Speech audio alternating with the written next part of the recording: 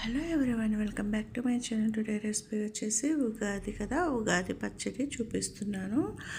అందరికీ ముందుగా YouTube family members అందరికీ కూడా పరాభనామ సంవత్సర శుభాకాంక్షలు.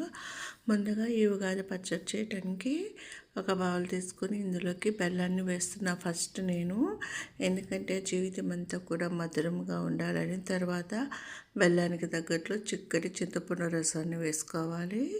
సో చూడండి, ఇంత క్వాంటిటీ అనే కన్నా కూడా మీకు అంతా కూడా మామూలుగా చెప్పేస్తున్నా. ఇప్పుడు కొద్దిగా సాల్ట్, కొంచెం కారం వేసుకుందాము.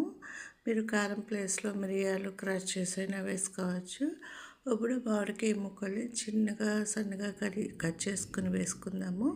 అలాగే వేప పూత శుభ్రంగా వాటర్లో కడిగి వేసుకున్న వేప పూతని వేసుకున్నాక ఇదైతే కరెక్ట్గా ఉగాది పచ్చడి సరిపోతుంది. నేను ఇందులోకి అటికాయ ముక్కల్ని స్లైసెస్ లాగా కట్ చేసి వేస్తున్నాను ఎక్స్ట్రా రుచి కోసం.